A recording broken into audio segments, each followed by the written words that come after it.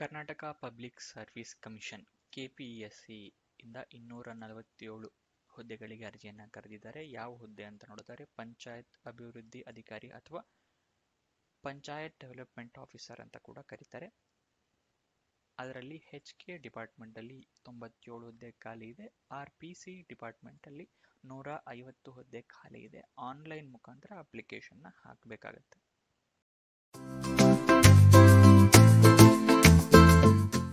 ನಮಸ್ಕಾರ ವೀಕ್ಷಕರೇ, ವಿಡಿಯೋಗೆ ಸ್ವಾಗತ. ಈ ವಿಡಿಯೋದಲ್ಲಿ ಕರ್ನಾಟಕ ಲೋಕಸೇವಾ ಆಯೋಗದವರು ಯಾವ್ಯಾವ ಹುದ್ದೆಗಳಿಗೆ ಅರ್ಜಿಯನ್ನು ಕರೆದಿದ್ದಾರೆ, ಎಷ್ಟು ಹುದ್ದೆ ಖಾಲಿ ಇದೆ, ಅಪ್ಲಿಕೇಶನ್ ಹೇಗೆ ಹಾಕಬೇಕು, ಸ್ಯಾಲ್ರಿ ಎಷ್ಟಿರುತ್ತೆ, ಇದರೆಲ್ಲದರ ವಿವರಗಳನ್ನ ತಿಳಿಸ್ಕೊಡ್ತೀನಿ. ವಿಡಿಯೋನ ಕೊನೆ ತನಕ ನೋಡಿ. ವಿಡಿಯೋ ಶುರು ಮಾಡೋದಕ್ಕೂ ಮುಂಚೆ ಈ ಚಾನೆಲ್ನ ಸಬ್ಸ್ಕ್ರೈಬ್ ಆಗಿಲ್ಲ ಅಂತ ಹೇಳಿದ್ರೆ ಸಬ್ಸ್ಕ್ರೈಬ್ ಆಗಿ ಹಾಗೂ ಪಕ್ಕದಲ್ಲಿರೋ ಬೆಲ್ ಐಕನ್ನ ಪ್ರೆಸ್ ಮಾಡಿ. ವಿಡಿಯೋ ಶುರು ಮಾಡೋಣ. KPSC ಅಥವಾ ಕರ್ನಾಟಕ ಪಬ್ಲಿಕ್ ಸರ್ವಿಸ್ ಕಮಿಷನ್ ಅಂತ ಏನು ಹೇಳ್ತೀವಲ್ಲ, ಅವರು ಪಂಚಾಯತ್ ಅಭಿವೃದ್ಧಿ ಅಧಿಕಾರಿ ಹುದ್ದೆಗೆ ಅರ್ಜಿಯನ್ನು ಕರೆದಿದ್ದಾರೆ. 247 ಹುದ್ದೆ ಖಾಲಿ ಇದೆ. ಕರ್ನಾಟಕದಲ್ಲಿ ಖಾಲಿ ಇರುತ್ತೆ. ಇದರಲ್ಲಿ ಕರ್ನಾಟಕ ಪಂಚಾಯತ್ ಅಭಿವೃದ್ಧಿ ಅಧಿಕಾರಿ ಹುದ್ದೆಗೆ HK ಡಿಪಾರ್ಟ್ಮೆಂಟ್ನಲ್ಲಿ 97 ಖಾಲಿ ಇದೆ. RPC ಡಿಪಾರ್ಟ್ಮೆಂಟ್ನಲ್ಲಿ 150 ಹುದ್ದೆ ಖಾಲಿ ಇದೆ.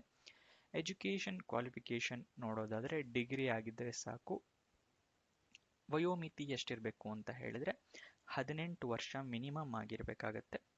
ಮ್ಯಾಕ್ಸಿಮಮ್ 38 ವರ್ಷ. ಹಾಗಾಗಿ 18ರಿಂದ 38 ವರ್ಷದವರು ಅಪ್ಲಿಕೇಶನ್ನ ಹಾಕಬಹುದು. ಕೆಲವೊಂದು ಕೆಟಗರಿಯವರಿಗೆ ಸಡಿಲಿಕೆ ಕೊಟ್ಟಿದ್ದಾರೆ. ಯಾವ್ಯಾವ ಕೆಟಗರಿ ಅಂತ ನೋಡೋಣ. SC ST ಕೆಟಗರಿ 1 ಅವರಿಗೆ 5 ವರ್ಷ ಸಡಿಲಿಕೆ ಕೊಟ್ಟಿದ್ದಾರೆ. Category 2A 2B 3A 3B ಅವರಿಗೆ 3 ವರ್ಷ ಸಡಿಲಿಕೆ ಕೊಟ್ಟಿದ್ದಾರೆ. PWD ಮತ್ತೆ ಬಿಡೋ ಕ್ಯಾಂಡಿಡೇಟ್ಸ್ಗಳಿಗೆ 10 ವರ್ಷದ ಸಡಿಲಿಕೆ ಕೊಟ್ಟಿದ್ದಾರೆ. PWD ಅಂತ ಹೇಳಿದ್ರೆ ಪರ್ಸನ್ ವಿತ್ ಡಿಸೆಬಿಲಿಟಿ ಅಂತ, ಮತ್ತೆ ವಿಧವೆ, ಈ 2 ಕ್ಯಾಂಡಿಡೇಟ್ಸ್ಗಳಿಗೆ 10 ವರ್ಷದ ಸಡಿಲಿಕೆ ಇರುತ್ತೆ.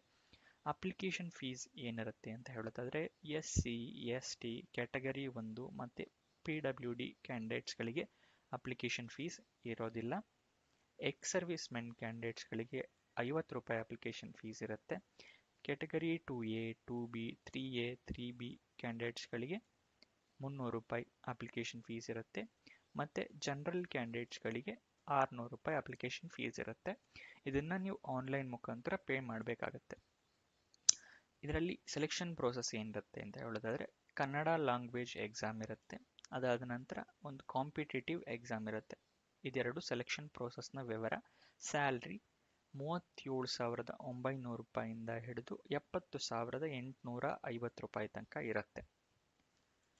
ಮುಂಚೆ 15/4/2024ರಿಂದ 15 ಮೇ ತನಕ ಇತ್ತು. ಇವಾಗ ಅದನ್ನು ಎಕ್ಸ್ಟೆಂಡ್ ಮಾಡಿ 18 ಸೆಪ್ಟೆಂಬರಿಗೆ ಓಪನ್ ಮಾಡಿದ್ದಾರೆ.